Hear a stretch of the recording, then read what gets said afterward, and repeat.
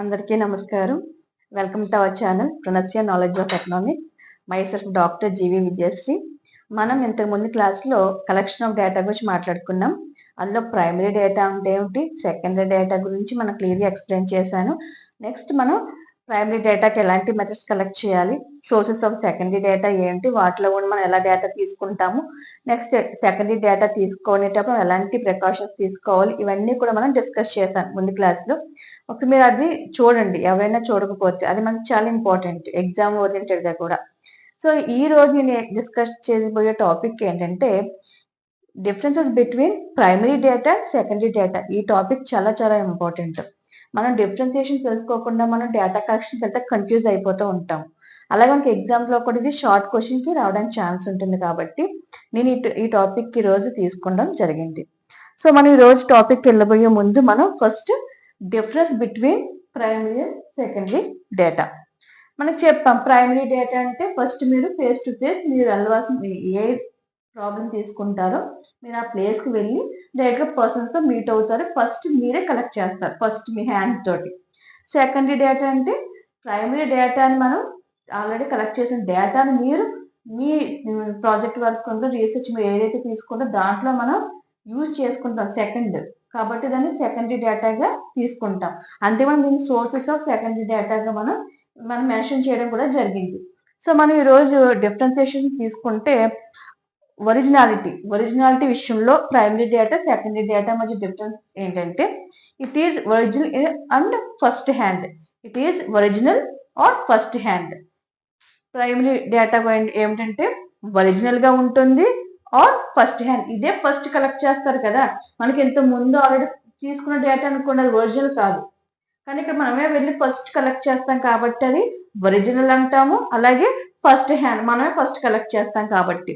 At the same time secondary data వచ్చేసరికి it is second hand data. ఎందుకంటే first hand primary data collect చేసిన తర్వాత ఆ డేటాను మీరు యూజ్ చేసుకుంటున్నారు కాబట్టి దాన్ని మనం సెకండ్ హ్యాండ్ డేటాగా తీసుకుంటాం. సో ఒరిజినాలిటీ అంటే it is original or first hand data. Secondary డేటాకి వచ్చేసరికి it is a second hand data అవుతుంది. Next nature of data. Nature of డేటాకి వచ్చేసరికి primary data can be in raw and unorganized form. అది secondary డేటాకి వచ్చేసరికి it is in the organized and processed form. అంటే ఏంటి, ఇక్కడ రా మెటీరియల్ గా మనకి డేటా ఫస్ట్ తీసుకుంటాము. అట్ ద సేమ్ టైం మీరు కలెక్ట్ చేసిన డేటా ఫస్ట్ మీరు కలెక్ట్ చేస్తారు కదా, ఆ డేటా ఆర్గనైజ్డ్ ఫామ్ లో ఉండదు. మీరు మామూలుగా క్వశ్చన్ అయితే క్వశ్చన్ షెడ్యూల్స్ మీరు పోస్ట్ చేస్తారు, లేదా షెడ్యూల్స్ తీసుకుని మీరు క్వశ్చన్స్ ఫిల్ చేసుకుంటారు మీ హ్యాండ్ తో. కానీ అవి మీరు తీసుకున్నప్పుడు వెంటనే అది ఒక ఆర్గనైజ్డ్ ఫామ్ లో అయితే ఉండదు, అన్ఆర్గనైజ్డ్ గా ఉంటుంది. అది ఇందులోని ప్రైమరీ డేటాలో. సెకండరీ డేటాకి వచ్చేసరికి ఇది ఆర్గనైజ్డ్ అండ్ ప్రాసెస్డ్ ఫామ్. అంటే మనం చెప్పాం మీకు సెకండరీ డేటా ఎక్కడి నుంచి వస్తుంది, ప్రైమరీ డేటా నుంచి. అంటే ప్రైమరీ డేటా వాళ్ళు కలెక్ట్ చేసిన డేటాను వాళ్ళు ఒక ప్రాసెస్ ఫామ్ లో పెట్టుకొని అది అనాలిసిస్ చేసుకుని దానికి మళ్ళీ వాళ్ళు ఒక ఫార్మేట్ లో చేసుకున్న తర్వాత అది ప్రింట్ చేస్తారు వాళ్ళు. ఆ ప్రింట్ ని మీరు యూజ్ చేసుకుంటారు కాబట్టి సెకండరీ డేటా కింద it is in organised form లో మీకు అవైలబుల్ గా ఉంటుంది. At the same time data కూడా ఏమవుతుంది, ప్రాసెస్ చేసేసారు ఆల్రెడీ ఇక్కడ ప్రైమరీ వాళ్ళు. సో మీరు దాన్ని ప్రాసెస్డ్ ఫామ్ లో దాన్ని యూజ్ చేసుకుంటారు. సో నేచర్ ఆఫ్ డేటాకి వచ్చేసరికి it can be in raw and unorganized form in primary డేటాకి వస్తే, అలాగే సెకండరీ డేటాలో ఏమో it is in organized and processed form లో మనకి అవైలబుల్ గా ఉంటుంది. యాక్యురసీ, ఖచ్చితత్వం ఎలా ఉంటుందంటే ప్రైమరీ డేటాకి వస్తే it is more accurate as it is real time or current data. మనకి ఇది యాక్యురేట్ గా ఉంటుంది, ఎందుకంటే మనం వెళ్ళి డైరెక్ట్ గా వెళ్ళి కలెక్ట్ చేస్తాం కాబట్టి అక్కడ మనకి ఖచ్చితత్వం ఉండొచ్చు. మనం చెప్పాను నేను ఎందుకు యాక్యురేట్ గా ఉంటుంది అంటే మనమే డైరెక్ట్ గా వెళ్ళి తీసుకుంటాం కాబట్టి మనం ఎవరైతే మనకి రెస్పాండెంట్స్ ఉంటారో వాళ్ళని కరెక్ట్ గా అనలైజ్ చేసుకుని వాళ్ళు మనకి ఎలా బిహేవ్ చేస్తున్నారో అవన్నీ ఆలోచించి మనం డేటా కలెక్ట్ చేస్తాం. సో మనకి యాక్యురేట్ గా ఉంటుంది. At the same time real time, మనం తీసుకున్న టైం ఆర్ కరెంట్ టైం. మీరు ప్రైమరీ డేటాను మనం ప్రజెంట్ టైంకి మీరు కలెక్ట్ చేయగలరు. ఇప్పుడు ఎగ్జాంపుల్ మీరు ఇప్పుడు ప్రజెంట్ అన్ఎంప్లాయ్మెంట్ ఎంత ఉంది, లేదా పావర్టీలో ఎంతమంది ఉన్నారు అని తెలుసుకోనుకున్నారు అనుకోండి, మీరు వెళ్తే డైరెక్ట్ గా పర్సన్ దగ్గరికి వెళ్ళి ప్రజెంట్ సిచ్యువేషన్ మీరు చెప్పగలుగుతారు. వాళ్ళ ప్రజెంట్ డేటా మీకు చెప్తారు, మేము ఇప్పుడు ఈ రోజు ఈ సిచ్యువేషన్ లో ఉన్నామని. సో అంతే పాస్ట్ గురించి కానీ ఫ్యూచర్ గురించి కానీ మనం ప్రైమరీ డేటా తీసుకోలేము అక్కడ. సో అందుకే ఇది ఏమవుతుంది, real time or current data present గురించి మాట్లాడుతుంది. అదే మీరు సెకండరీ డేటాకి వెళ్ళారనుకోండి, ఇట్ ఈస్ లెస్ యాక్యురేట్. దేంతో పోల్చుకుంటే ప్రైమరీ డేటాతో పోల్చుకుంటే సెకండరీ డేటా లెస్ యాక్యురేట్. ఎందుకంటే మనం వీళ్ళు కొంతమంది పేడ్ వాళ్ళు ఉంటారని చెప్పాను నేను మీకు. మనం ఇన్వెస్టిగేటర్స్ డబ్బులు ఇచ్చి కలెక్ట్ చేశారు అనుకోండి, ఎగ్జాంపుల్ వాళ్ళు సరిగ్గా డేటా కలెక్ట్ చేయలేదు అనుకున్నాం, అది బయాస్ గా కలెక్ట్ చేసిన ఆ డేటా మనం యూజ్ చేసుకుంటే సెకండరీ డేటాకి వచ్చేసరికి లెస్ యాక్యురేట్ గా ఉంటుంది. At the same time primary data collect చేసినప్పుడు వాళ్ళు ఏ మెథడ్ యూజ్ చేస్తారని మనకు సరిగ్గా తెలియదు. ప్లస్ వాళ్ళు ఏం చేస్తారు, ప్రైమరీ డేటా పర్సన్స్ వాళ్ళు ప్రాబ్లం తగ్గట్టు వాళ్ళు కలెక్ట్ చేసుకుంటారు. వాళ్ళ యొక్క ప్రాబ్లం యొక్క స్కోప్ లిమిటేషన్స్ అన్నింటిని ఆధారంగా చేసుకుని వాళ్ళు ప్రైమరీ డేటా కలెక్ట్ చేస్తారు. మనం దానికి మన ప్రాబ్లమ్కి యూజ్ చేసుకునేటప్పుడు మనం జాగ్రత్తగా యూజ్ చేసుకోవాలి. సో వాళ్ళు చేసింది మనం సూట్ అవుతుందో లేదో చెక్ చేసుకోవాలి. సో అది లెస్ యాక్యురేట్ గా మనకు ఉండొచ్చు. At the same time past it is less accurate as relates the past కి మనకి రిలేటెడ్ గా ఉంటుంది. ఏంటి ఇప్పుడు ఎగ్జాంపుల్ మనం డేటా కలెక్ట్ చేసినప్పుడు ఇప్పుడు ఇన్ఫ్లేషన్ మాట్లాడతాం. లాస్ట్ ఇయర్ కి ఫ్యూచర్ కి మనం తెలుసుకోవాలనుకున్నాం అనుకుందాం. లాస్ట్ ఇయర్ ఎలా ఉంది, బిఫోర్ లాస్ట్ ఇయర్ ఎలా ఉంది, ఇవన్నీ మనకి ఎక్కడ తెలుస్తుంది, సెకండరీ డేటాలో తెలుస్తుంది. ఈ సెకండరీ డేటాను బట్టి ఫ్యూచర్ కూడా మనం అంచనా వేయొచ్చు. కాబట్టి మనం లాస్ట్ 10 years డేటా తీసుకున్నా, 25 years డేటా తీసుకోవాలనుకున్నా, మీరు రీసెర్చ్ లో లాస్ట్ 5 years డేటా కలెక్షన్ మనం 10 years తీసుకుంటాం కదా, అక్కడ మనం ఎక్కువ సెకండరీ డేటా యూజ్ చేస్తాం ఆ సిచ్యువేషన్ కి. మనం ఇప్పుడు ఒక ట్రేడ్ తీసుకున్నాం, ఎక్స్పోర్ట్స్ తీసుకోవచ్చు, ఇంపోర్ట్స్ పెరుగుతున్నాయా తగ్గుతున్నాయా, లాస్ట్ ఇయర్ ఎంత ఉంది, ఏ కంట్రీతో ఎంత తీసుకుంటున్నాము, మనం ఇవన్నీ ఎలా తెలుసుకోవాల్సి వచ్చిన కంపల్సరీ సెకండరీ డేటా యూజ్ చేయాలి. సో ఇప్పుడు మనం లెస్ యాక్యురేట్ గా ఉండొచ్చు. అట్ ద సేమ్ టైం ఇది పాస్ట్ డేటాకి మనకి రిలేటెడ్ గా ఉంటుంది. ఎలా మీరు ఈ పాస్ట్ డేటాను పెట్టుకుని మనం ఫ్యూచర్ కూడా ఎస్టిమేషన్ చేయొచ్చు దేని ద్వారా, సెకండరీ డేటా తోటి. Next precaution editing. అంటే ప్రికాషన్ ఎడిటింగ్ వస్తే ప్రైమరీ డేటాలో no particular or editing is required. మనం ఆల్రెడీ ఎడిటింగ్ చేయాల్సిన అవసరం ఉండదు, ఎందుకంటే మీరే డైరెక్ట్ గా వెళ్ళి తీసేసుకుంటారు డేటా. మనం వచ్చింది ఒరిజినల్ డేటా వస్తుంది కాబట్టి మనం అంత ఎడిటింగ్ చేసి అంత మార్పులు మనం డేటాలు ఏమి పెద్దగా చేయనవసరం లేదు. So no particular and editing is required. అదే మన సెకండరీ డేటాకి వచ్చామనుకోండి, it involve the past, so precautions editing are must while using it.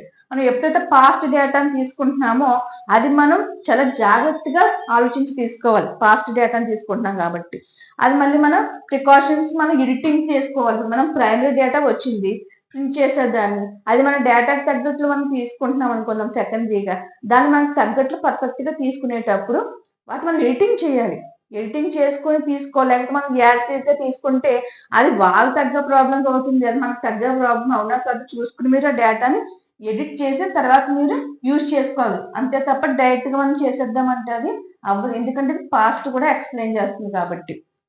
Next time and money. మీకు చెప్పింది నేను లాస్ట్ క్లాస్ లో చెప్పాను. మనకి ప్రైమరీ డేటాకి ఏం చేస్తాం, మనం డైరెక్ట్ గా ఆ పర్సన్స్ ఉన్న ప్లేస్కి వెళ్ళి ఆ పర్సన్స్ తో కలిసి మెలిసి ఆ పర్సన్స్ తో మనం మాట్లాడుతూ వాళ్ళ దగ్గర డేటా తీసుకుంటాం.